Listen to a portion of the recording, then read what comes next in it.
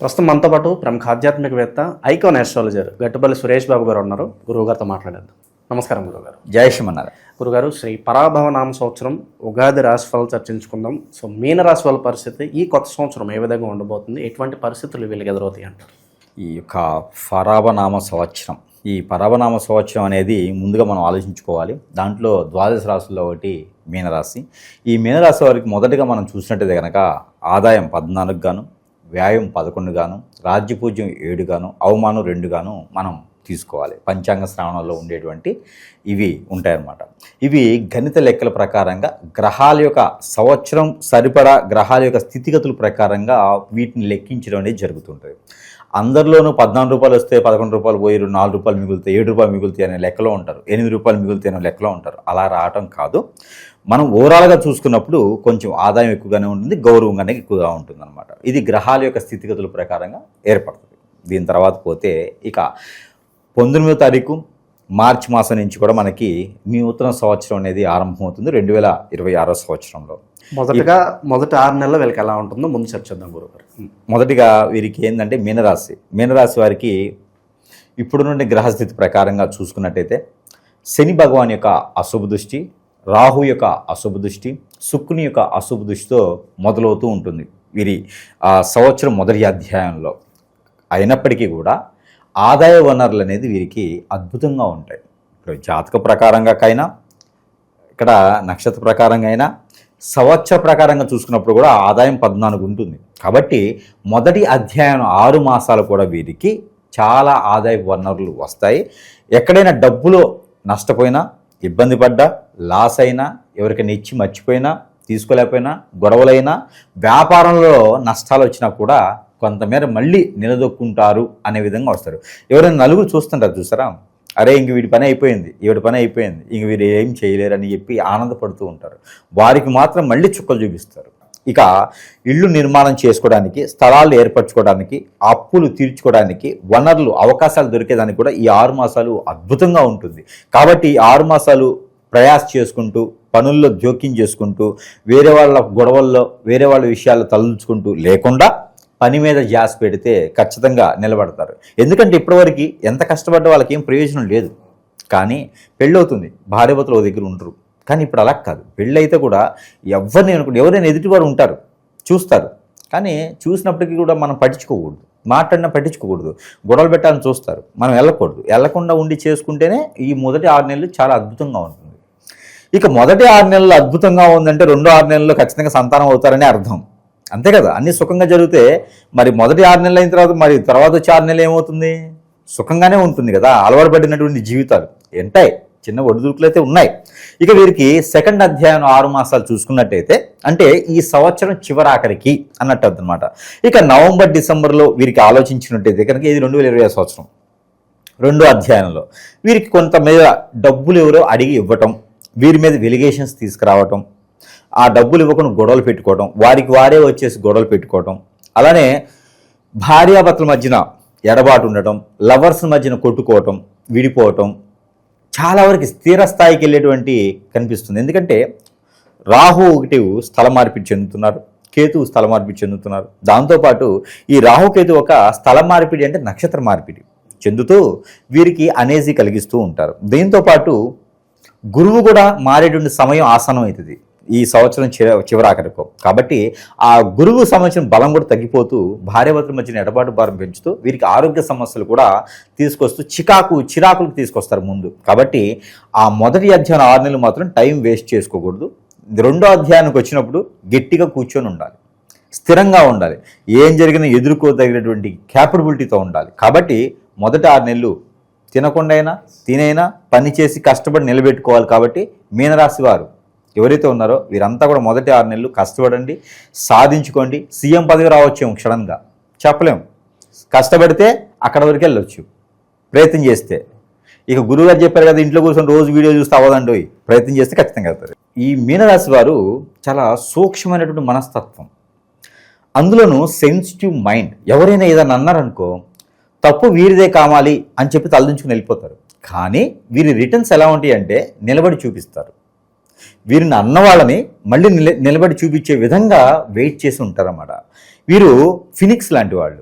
కాబట్టి ఇలాంటి మీనరాశి వారికి ఈ సంవత్సరం 2026 19 నుంచి ఇది మార్చి 19 నుంచి 2027 ఏప్రిల్ వరకు కూడా, అంటే మరిలా వచ్చేటువంటి ఏప్రిల్ 17వ తారీఖు వరకు కూడా, మళ్ళీ ఉగాది వచ్చేంత వరకు కూడా వీరికి అద్భుతమైనటువంటి అవకాశాలు మనకు కనిపిస్తూ ఉన్నాయి. దాంట్లో మొదటి అధ్యాయం 6 మాసాలు మాత్రం ఆర్థిక వనరులు, అంటే ఆర్థిక వనరులు ఏ రంగంలో అడుగుపెట్టినా కూడా వీరికి అసలు రాయేసినా కూడా పువ్వు అయిపోతుంది.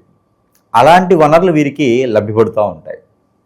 కాబట్టి వీరందరూ కూడా ఏదైనా పర్సనల్ విషయాలు ఎవరికి షేర్ చేసుకోకుండా ఏదైతే నమ్మకంగా చేసుకుంటే ఖచ్చితంగా నిలబడతారు. ఎదుటివారి మాటలు విన్నా, చెప్పుడు మాటలు, చెప్పుడు సలహాలు తీసుకున్నా వీరు ఖచ్చితంగా నష్టపోయేదానికి ఉంటుంది. వీరు ఎంత సంపాదిస్తున్నారు, ఏ రంగంలో ఉన్నారనేది తెలియనీయకూడదు. గుట్టుగా చేసుకోవాలి. సంసారంలా ఉండాలి జీవితం కూడా, జీవితంలా ఉండాలి సంపాదన కూడా. కాబట్టి ఈక్వల్గా చేసుకున్నట్టయితే వీరికి ఆదాయ వనరులు మొదటి 6 మాసాల్లో వీరికి అనుకున్నటువంటి కోరికలు, గోల్స్ రీచ్ అవ్వాలన్నటువంటి సమయం సరిగా ఉంటుంది. కాబట్టి ఎక్కడికి వెళ్ళాలన్నా ఈజీగా వెళ్ళొచ్చు. ఇకపోతే పెళ్ళిళ్ళు కానటువంటి వారికి కూడా, అంటే ఒక్కసారి కూడా పెళ్లి కానటువంటి మీన రాశి వారు ఉంటే శని భగవాన్ యొక్క అశుభ దృష్టి కొంతమేర తగ్గుతూ, అలానే కేతువు యొక్క దృష్టి, చంద్రుని యొక్క బలం, అలానే గురు యొక్క బలం కూడా బాగుంటుంది. కాబట్టి వీరికి పెళ్ళిళ్ళు కూడా అయ్యేటువంటి యోచన కనిపిస్తుంది 22 సంవత్సరాలు దాటినటువంటి స్త్రీ పురుషులకి ఇరువురికి కూడా.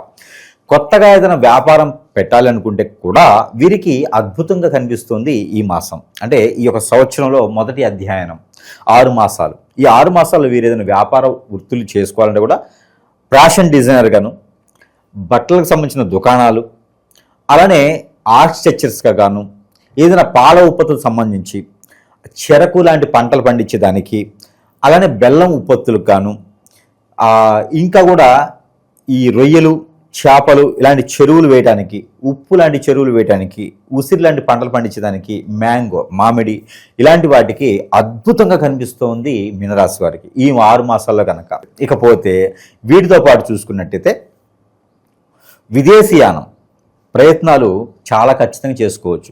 జూన్ జూలై మాసాల్లో విదేశాలకు వెళ్ళడానికి ఆస్కారం కనపడుతుంది. ఇక నిరుద్యోగ పరిస్థితి కూడా ఈ యొక్క సంవత్సరంలో బాగానే ఉంటుంది మీనరాశి వారికి. ఆర్థిక వ్యవస్థ బాగున్నాయి కాబట్టి అన్ని రకాలు సెట్ అయిపోతాయి. ఇక బంధువర్గం నుంచి అయితే కొంచెం గండాలు అయితే కరిపడుతున్నాయి. ఎవరిని నమ్మకుండా ఉంటే సరిపోతుంది. మన చుట్టూతో ఉండి కాఫీలు టీ లేదని కలిపియచ్చు, పరిస్థితులు బాగాలేవు. కాబట్టి కొంచెం జాగ్రత్తగా ఉండాలి. అన్ని రకాల రంగాల్లో కూడా చాలా బాగుంది. ఈ సంవత్సరంలో నేను చూసిన దాన్ని బట్టి పరావనామ సంవత్సరంలో కొన్ని రాసుల వరకే బాగున్నాయి. అంటే మనకి ఈ కొన్ని రాసుల వరకు అంటే కూడా దాంట్లో ఏ కొన్ని రాసులు ఉన్నాయో వాటిలోకల్లా మేజర్గా మీనరాశి చాలా బాగుంది. ఇప్పటి వరకు దాదాపుగా 18 మాసాల నుంచి మనం చూస్తున్నాం శని భగవాన్ అశుభ దృష్టితో ఆరోగ్యం బాగోదు, ఏ పని చేసినా ముందుకు వెళ్ళదు, ఈ రకమైనటువంటి స్థితి నుంచి మారిపోతున్నారు. కాబట్టి ఇది మాత్రం నిలదొక్కోవాలి, నిలబడాలి కూడా. ఇక పాత గొడవల్లో కానీ, పాత కక్షలు కానీ, పాత విషయాలు తలుచుకోవడం కానీ చేయకూడదు. అలాంటి చేస్తే ఇబ్బంది పడతారు, లాస్ అవుతారు, నష్టపోతారు. కాబట్టి అలాంటి చేయకుండా ఉండాలి. ఇకపోతే ఎన్నో రకాల విద్యా రంగాలు ఉంటాయి, ఎన్నో రకాలుగా విదేశానికి వెళ్ళడానికి కావచ్చు, జాబులు ఆఫర్ కావచ్చు ఉంటే కనుక వీరికి ఈ యొక్క ఉగాది తర్వాత వచ్చేటువంటి 3 మాసాలు అయితే వీరికి నిరుద్యోగులకి ఉద్యోగం వస్తుంది. విద్యార్థులకి అయితే మంచి బోధన అందేటువంటి వారి పరీక్షలో కూడా పాస్ అయ్యేదానికి ఉంటుంది. ఏదైనా జాబ్ కోసం ప్రయత్నం చేసేవారు కూడా మంచి జాబ్ అయితే వస్తుంది. కాబట్టి ఇది నిలబెట్టుకొని చేసుకోవాలి, చిన్నదా పెద్దని చూసుకోకూడదు. ఇక బంధుమిత్రుల నుంచి కానీ ఇది బాగా గుర్తుపెట్టుకోవాలి. బంధుమిత్రుల దగ్గర నుంచి, అలానే ఏదైనా స్నేహితులు కానీ, సెలబ్రిటీస్ కానీ, కొలాబరేషన్స్ కానీ, కొలీగ్స్ నుంచి ఏదైతే మనం తెలుస్తూ ఉంటారో వాళ్ళందరి దగ్గర నుంచి జాగ్రత్తగా ఉండాలి. ఇది మాత్రం పాటిస్తే ఈ మీనరాశి వారికి ఇబ్బంది కలగదు ఈ సంవత్సరం మొత్తం కూడా. ఇక సంవత్సరం మొత్తం వీళ్ళు చేసుకోవాల్సిన పరిహారాలు అంటే ఏం చెప్తారు గురుగారు వీళ్ళకి? అయితే వీరు సంవత్సరం మొత్తం కూడా ప్రతి మాసం కూడా అమావాస్య పౌర్ణమి మాస శివరాత్రి అని వస్తుంది. ఈ మాస శివరాత్రి రోజు కానీ, అమావాస్య పౌర్ణానికి కానీ ఏదైనా ఒకసారి నవగ్రహాల చుట్టూ తిరగాలి. నవధాన్యాలు తీసుకొని నవగ్రహాల చుట్టూ తిరుగుతూ వాటి మీద ప్రదక్షిణ చేసుకుంటూ అభిషేకం చేసుకుంటే కనుక 9 లేదా 11 ప్రదక్షిణాలు చేసుకుంటే అన్ని రకాల గ్రహ దోషాలే కాదు, ప్రకృతి దోషాలే కాదు, ఏదైతే చెడు కావచ్చు, నరదిశ కావచ్చు, నరఘోష కావచ్చు, కొంతమేర అయితే వీరికి ఆ అశుభ నుంచి శుభదృష్టిగా వచ్చేదానికి అయితే కనిపిస్తుంది. ఇక వీరు బట్టలు దానం చేస్తే బాగుంటుంది. 3 మాసాలకు ఒకసారి అయినా సరే కనీసం ఇద్దరికి కొత్త బట్టలు దానం చేస్తే చాలా మంచిది.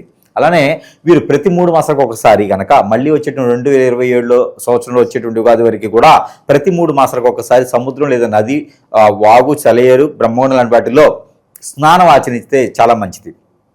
వీరు ఎక్కువగా ప్రికాషన్స్ ఏంటంటే తెల్లవి కానీ నల్లవి కానీ నువ్వులు సంబంధించిన పిండి పదార్థాలు నువ్వులు సంబంధించినటువంటి తీపి పదార్థాలు తినడం ద్వారా వీరికి ఆరోగ్యం కూడా సహకరిస్తుంది, వేరేటువంటి ఆరోగ్య సమస్యలు కూడా రాకుండా ఉండేదానికి ఉంటుంది. కాబట్టి ఇలాంటి ప్రికాషన్స్ తీసుకుంటే చాలా మంచిది. వీరికి సంవత్సరం మొత్తం కూడా కలిసి వచ్చేటువంటి కలర్ అయితే కనుక ఊదా కలరు, వైట్ కలరు, అలానే coffee colour, biscuit colour 4 colour వీరికి అద్భుతం కలిసి వస్తాయి. ఇక నెంబరు వీరికి 9, 7, 6 ఈ నెంబర్ 3 కూడా వీరికి కలిసి వస్తాయి. కలిసి వచ్చే రోజైతే శుక్రవారం, సోమవారం వీరికి అద్భుతంగా కలిసి వస్తుంది. కాబట్టి పెళ్లి చేసుకునే వారైతే ఖచ్చితంగా ఇలాంటివి పాటించుకుంటే, ఇంక వీరికి స్టోన్ ఎవరైనా పెట్టుకోవాలంటే 18 సంవత్సరాలు దాటిన వాటి స్త్రీకి అయితేనేమో ముత్యం 2.5 క్యారెట్లు పనికి వస్తుంది, పురుషునికి అయితేనేమో మూన్ స్టోన్ అని ఉంటుంది.